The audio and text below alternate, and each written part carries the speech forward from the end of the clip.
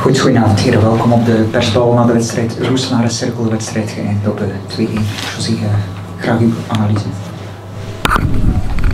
L'analyse elle sera très courte.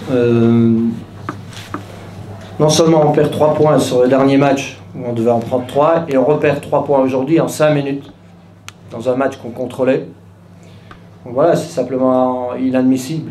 On a assez de maturité, on a assez de qualité sur le terrain, on savait que ce serait un match difficile, rendu encore plus difficile par l'état du terrain entre autres, mais peu importe, peu importe. Ce qu'on a manqué, c'est exactement la même chose que la semaine passée, quand on s'est créé 8 ou 9 opportunités, c'est de tuer le match, c'est d'être concret, et dans les deux se mettre, c'est-à-dire dans notre rectangle et dans le rectangle adverse. Il y a toujours quelque chose qui, voilà, une erreur d'inattention, mais ça ne peut plus arriver, ça ne peut plus arriver, ça ne peut pas arriver déjà, parce qu'avec 6 points de plus, vous imaginez où on serait au classement, donc voilà.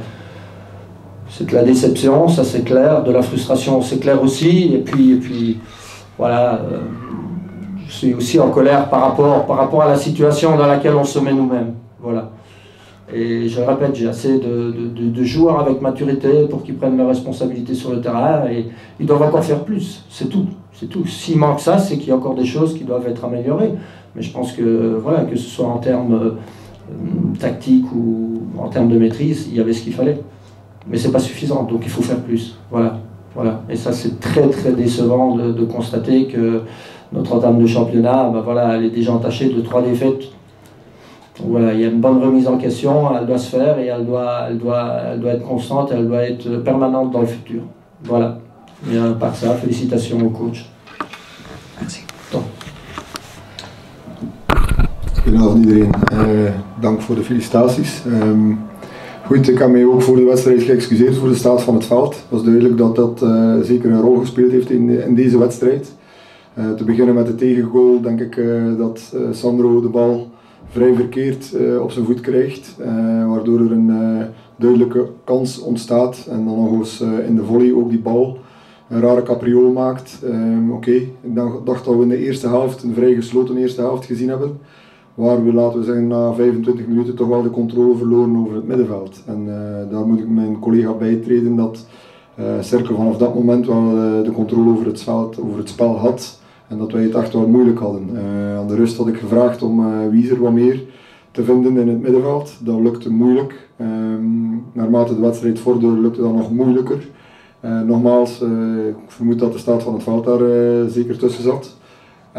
Daarentegen, oké, ja, dan probeer je iets en dan heb je een konijnenpoot nodig. En die zat er in de vorm van Cornet, die zat er in de vorm van Grisé en die zat er zeker in de vorm van Brouwers ook. Dus wel chapeau aan de jongens die van de bank kwamen. Hè. Het is heel belangrijk als je een bank hebt en je doet iets en je wil iets forceren, dat die mensen iets brengen. En dit is echt wel het geval geweest vandaag, tot op het einde ervoor geknokt. Dan weet je, als je op het einde al naar een gelijk spel kan gaan en dan opeens voel je toch wel wat onrust in de 16 bij hen. Met de eerste goal was er wat onrust en dan ja, zie je dat de onervarenheid van sommige jongens bij hen toch wel parten speelt.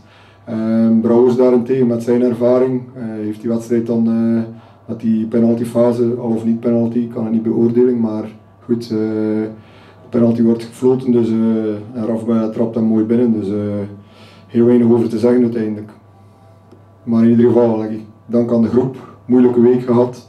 En iedereen heeft zijn verantwoordelijkheid genomen binnen de groep. De ervaren jongens hebben mij zeker gesteund. En nogmaals, heel goede, laten we zeggen, slotakkoord. Dankjewel. Wil je zeggen?